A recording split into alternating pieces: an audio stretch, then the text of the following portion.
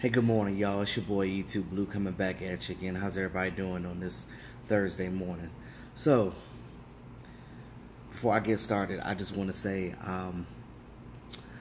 I've never been considered a homer.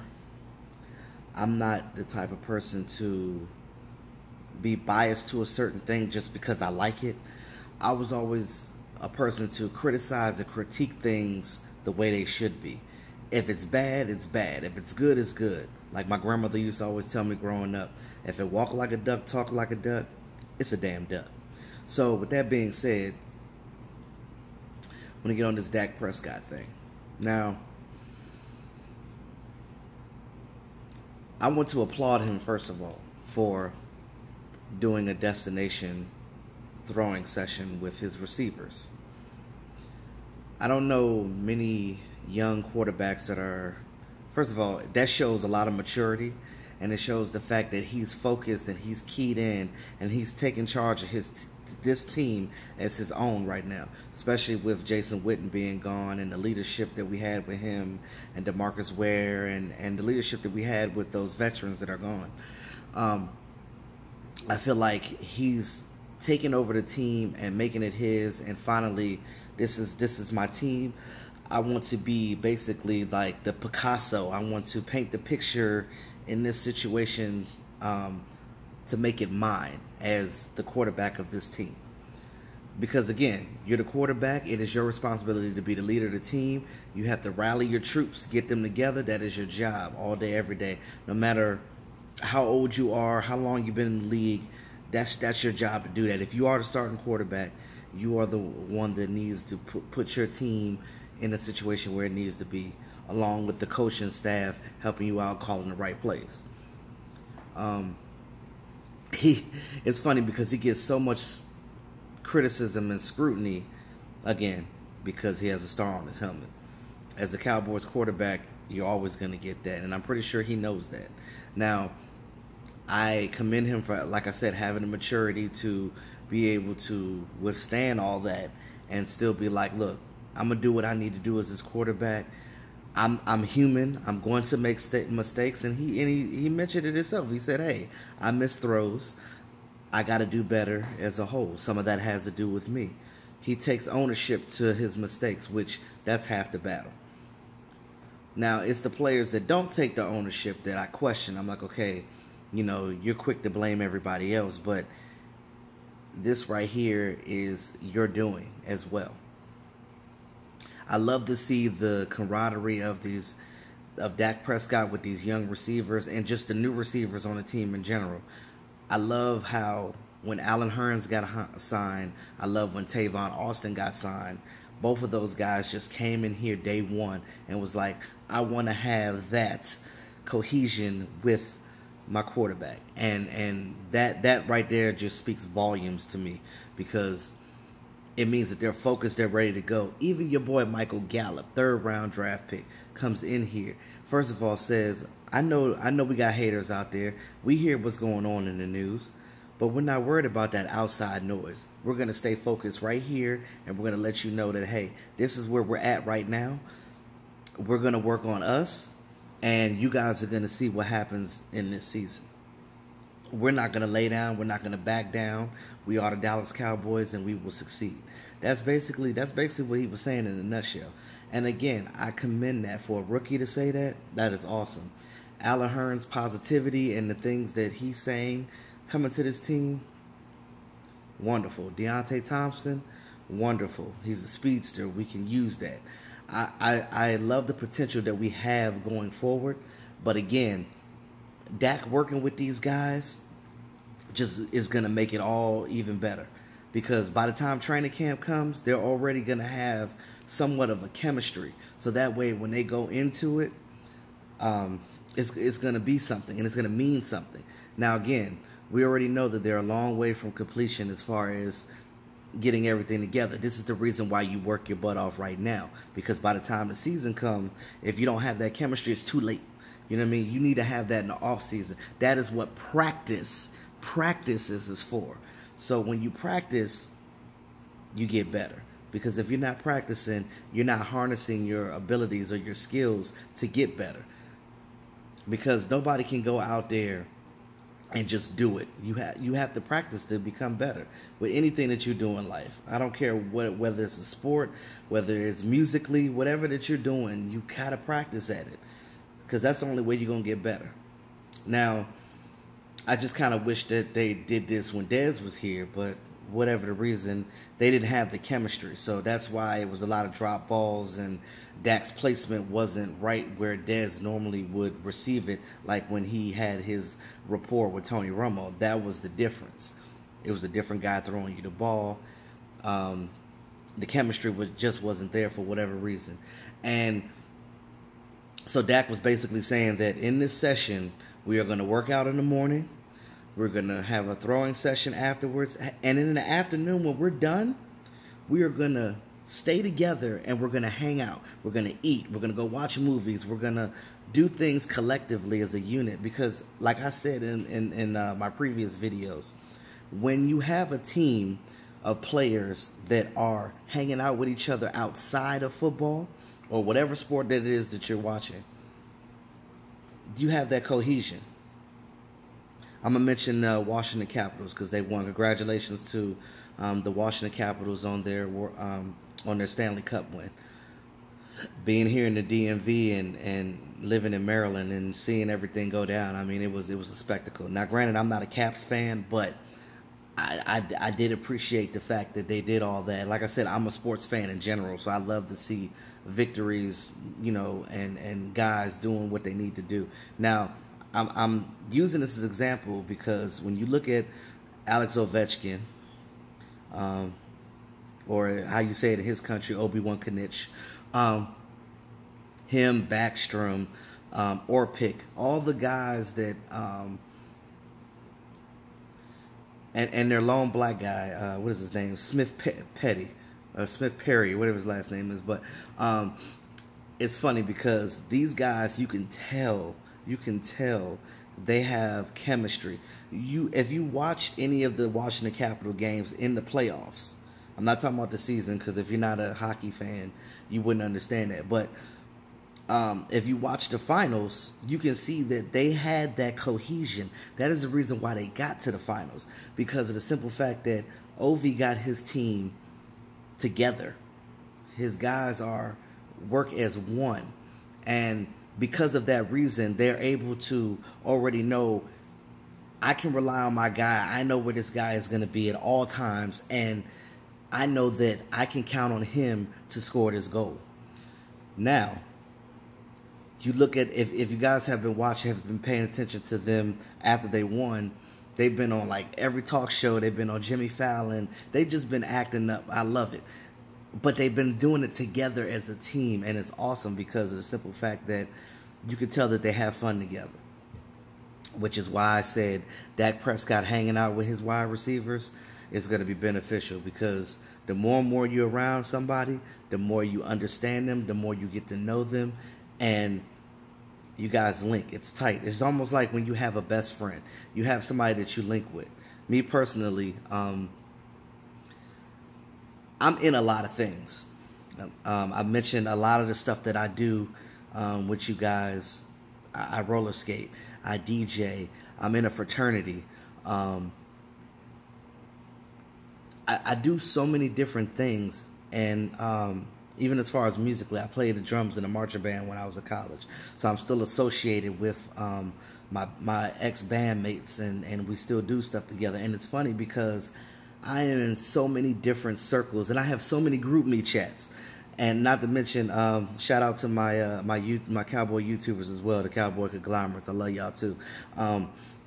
I really, it's funny because I have so many different group me chats that sometimes when my phone goes off, I don't even know which one to respond to. It's so many different ones. I realize that me as a person, because I'm like a jack of all trades, I have friends in different circles, and that variety makes me understand things in a different light. One thing that you guys, if you've been following me from the beginning, you guys know how I am. I always look at the broad spectrum. I look at the whole line of work when it comes to things, when I make my decisions or my opinions on things, first of all, because at the same time when you do that, you have a better understanding of what you're talking about and what you're doing. So, with that being said, I have friends and associates in different circles, in different realms, and I have cohesion with each and every one of them in those sections. That's a lot. Most people can't handle that, but because I'm always on the move and I'm always jucking and jiving, that's just the way I am. I'm a personable person.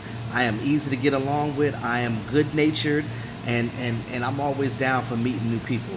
Like when I went to Texas, those of you that follow me that was in Texas that met me, yo, you guys were awesome. I love meeting fellow fans and just people that love football in general, because it makes the conversation better. And I'm all about that positivity and making things, you know, better. So again, I commend Dak for everything that he's doing. Shout out to him for that. Hopefully that will net this team more wins this season. And again, you are going to see when they come back to training camp, when they meet up, you're going to see that how he is with these wide receivers, and that is awesome, because I can't name another wide receiver that has done stuff like that early in his career. I've said this before. Most quarterbacks, when they come in the league, they don't normally play their first and second year or third year, depending on what it is. Aaron Rodgers didn't start. He sat behind Brett Favre. Tony Romo didn't start. He sat behind Bledsoe and Quincy Carter, until Quincy Carter got kicked out in training camp because he had too many women in his room, and that gave Tony Romo the ability to stay on this team and end up getting that starting job. So you never know where your opportunities are coming from. That's why you have to take that bull by the horns and do what you got to do to succeed, because you cannot miss out on opportunities. I'm a firm believer. I always say all the time, don't block your blessings, because you never know where your blessings are going to come from. And I'm never one to squander things like that. So it's funny when I see a lot of people like criticize Dak, and I'm not speaking from any type of bias, because I'll be honest with you, I didn't know anything about Dak Prescott prior to him coming here. It was a video that Mark Holmes did. Shout out to Mark Holmes. It was a video that Mark Holmes did when I actually first met Mark, back when Dak Prescott first got on this team. Well, before he even got on the team, he was the only one that had a video about Dak Prescott. When I was looking up information, I saw his video. That's how I, you know, met up with Mark. And I just looked at that and I was like, and then I looked at him as a person, because again, I look at the full body of work. I look at your character. I look at the way that you play, how you are, your mentality and attitude towards other people. Because again, when you play sports, it's a team game. You have to work with other people. If you don't work well with others, you're not going to succeed in anything in life. That's just the bottom line. So Dak is literally like, he's from Louisiana. I live in Maryland. I'm originally from Gary, Indiana. So I have no bias or anything. I've never been to Louisiana. I don't know anything about Halton or wherever he's from. I don't know anything about Baton Rouge or anything. I never even, like I said, I never even stepped foot in New Orleans. So I don't know. So, but I look at it like this. I look at how he is, and I respect him for the things that he does. For him being 24 years old and being as mature as he is. Again, hold on. He is a 24-year-old guy, and again, he's technically a kid. And I said this before, when you're in your 20s, that's when you live your life and you have your fun. You know what I mean? But again, it's a time and place for everything. And Dak knows when to have fun, and he knows when to be serious. And when it comes to this game, you can interview any of the players on the team. They've said it themselves. Dak has taken this team under his wing to himself and like, okay, this is my team now. I am serious about this, and when it's time to go play, we're going to go play. He's going to make mistakes. Every quarterback makes mistakes. There's veterans out here that make mistakes all the time. We're human. Nobody's perfect. We're not robots. And you guys got to realize that, like, they're human. We're not machines. I'm pretty sure that a lot of you that are, whether you're Cowboy fans or not, football fans, you have things that you're good at. Everybody has something that they're good at. But you're going to put your all in what you do, right? Especially if it's something that you love, correct? Yeah. And I've always been the same way when it comes to that. So when I look at what he's doing right now, I can't do nothing but praise that, because he's trying. You guys also have to understand that Dak Prescott was a 4th round draft pick. He was not expected to be a starter on this team. His paycheck reflects it. He makes $800,000. He makes the bare minimum right now. He makes damn near what practice squad players on some teams make in a paycheck. So what I'm saying is, eventually he will get paid, but because he was a 4th round draft pick and wasn't expected to start is the reason why he makes that less money. But again, because he was pushed into that light, he had to learn on the fly. Most of these quarterbacks that's in this league right now that started out, they did not start out right away. They did not. You look at guys like Eli Manning, look at guys like Joe Flacco. They still throwing a bunch of interceptions. They still making mistakes and missing their receivers. So if you're going to criticize Dak, you got to criticize everybody else. Again, yes, you criticize them all day, but one thing that you can't say is Dak sucks. Because when you say Dak sucks, I want to hear why. All I hear is he missed throws. Okay. Everybody misses throws from time to time. Tom Brady has definitely thrown 5 interceptions in a game before. Tom Brady is considered the GOAT, correct? Yeah. So, I mean, what can you say? What can you do? That's what I'm trying to understand. Like what's crazy to me is, like, the people that hate Dak the most consider themselves Cowboy fans. And don't get me wrong, there's nothing wrong with you criticizing any player on your team that's not performing well. But he's done a decent job. Matter of fact, he's done a damn good job, considering that he's going into his 3rd season and he still technically hasn't had a losing season yet. Now you can debate the fact that last year was a losing season because we didn't make it to the postseason, but we were still 9-7. It was technically still a winning season. We just couldn't get to the postseason, and a lot of that has to do with the simple fact that the Eagles were so good last year. So again, you got to get back to the drawing board. You got to do better. That's why in the offseason you make changes, you make personnel changes, you make player changes, and that's what we did.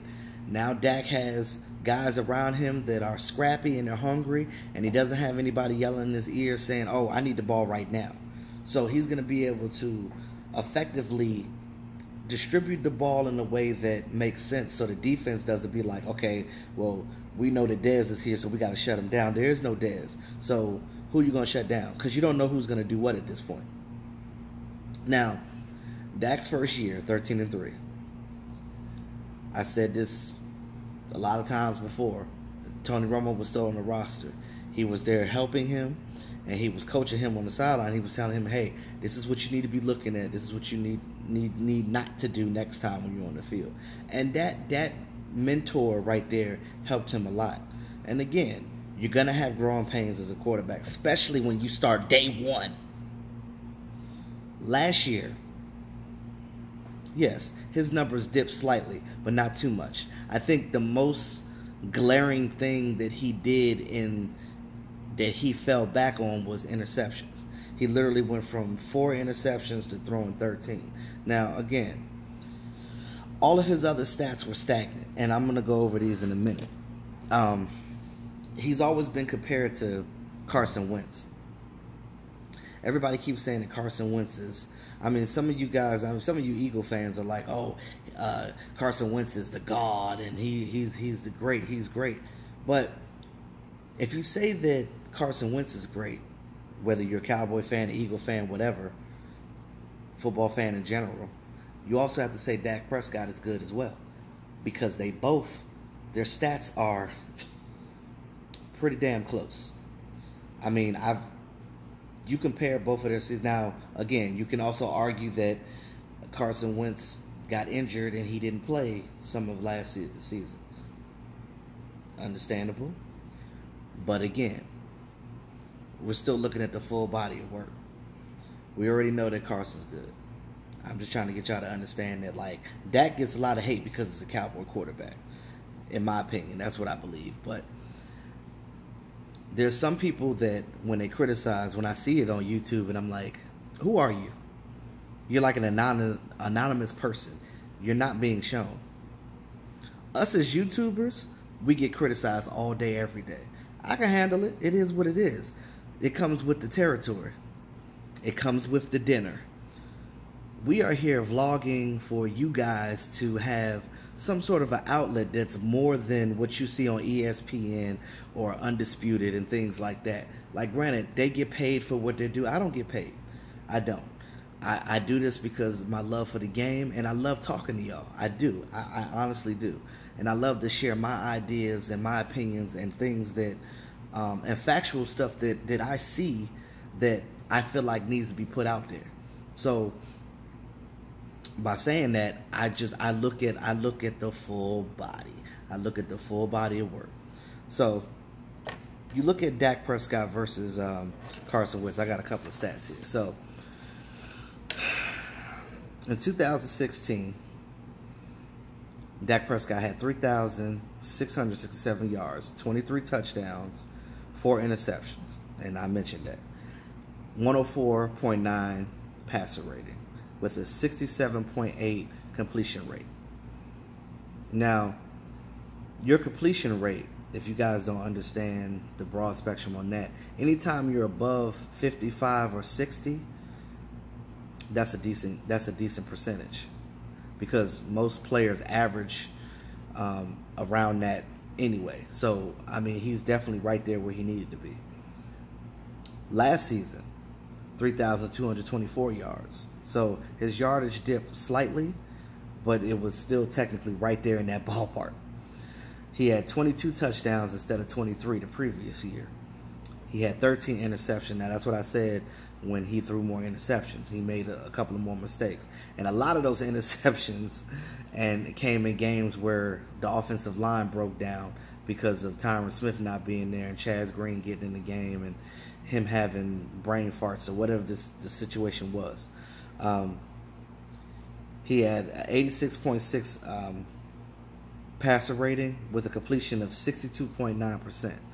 Again, he went from 67 in 2016 to 62 in his completion rating.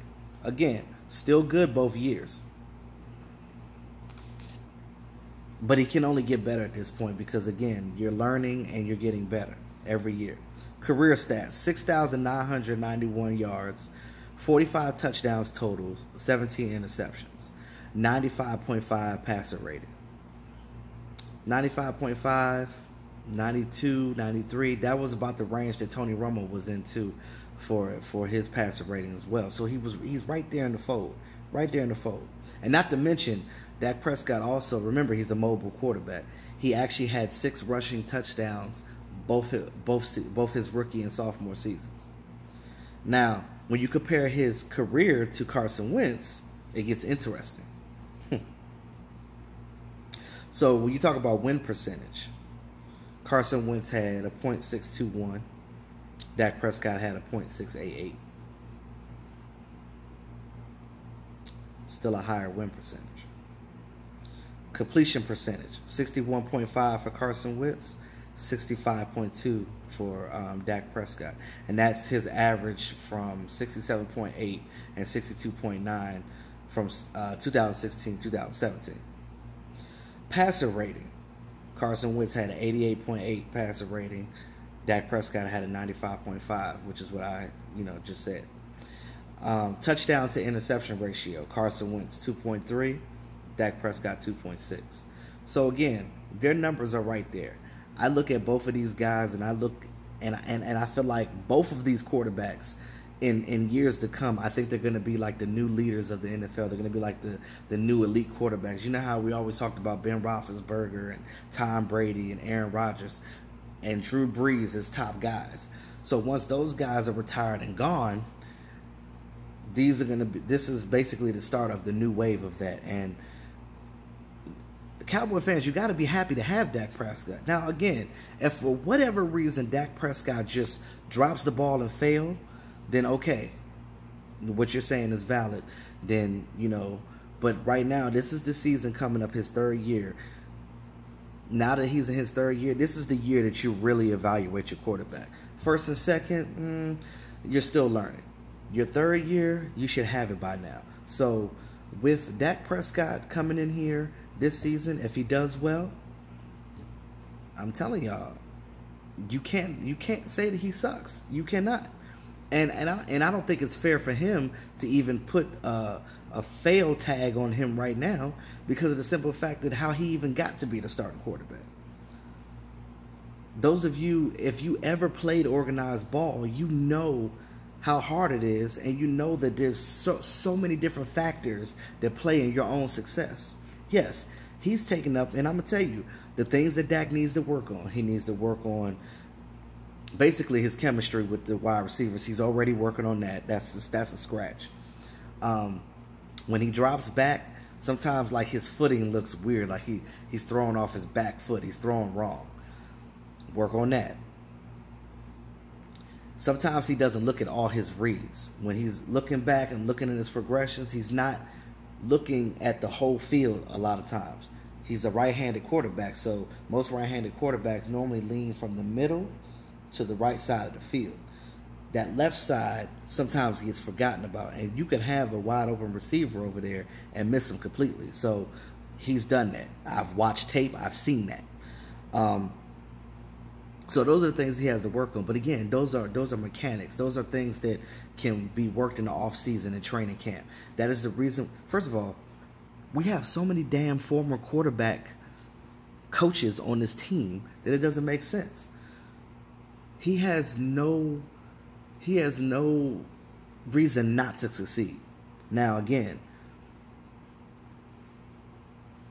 in my opinion, Scott Linehan has a lot to do with this too, because Scott Linehan has to, this season, allow Dak to have full range of the playbook. You have to allow him to have the ability, if you call a play and he sees something on that field that he don't like, you have to give him the ability to audible out like Tony Romo did, because Tony Romo made magic happen. And once Dak Prescott gets to the point where he's that comfortable, I'm pretty sure he can make magic happen too. So you guys that are hating on Dak, give him a chance, man. And I'm telling you, like it's, and I'm just looking at it from a statistical standpoint, and I'm looking at it from a realistic standpoint. I'm not biased, like I said. I didn't even know anything about Dak Prescott. I'm just saying from what I've seen. The guy does not suck. And for you guys saying that shit ain't valid. So just give it a chance. If you're a real Cowboy fan, you would understand that, like, you got to get behind your team and you have to get behind your quarterback. Now, granted, like I said before, if there's nothing wrong with scrutinizing or criticizing, you know, a player when he's doing bad, but I don't see anything right now that he's doing to constitute for you to say that he sucks. That's just all I'm saying. But that's all I got for that. And I'm probably not even gonna go there again. I'm just that's about it. I just wanted to say my piece on that, and that's what it is. Again, he's doing his thing, and he's doing what he's supposed to do right now, and that's the bottom line. So again, thanks again to all my subscribers. Y'all, appreciate you, Def. If you haven't subscribed yet, hit that subscribe button. Like, share, comment. I appreciate all the love, y'all. And this is your boy, E2 Blue, always keeping it real. I'll talk to y'all soon.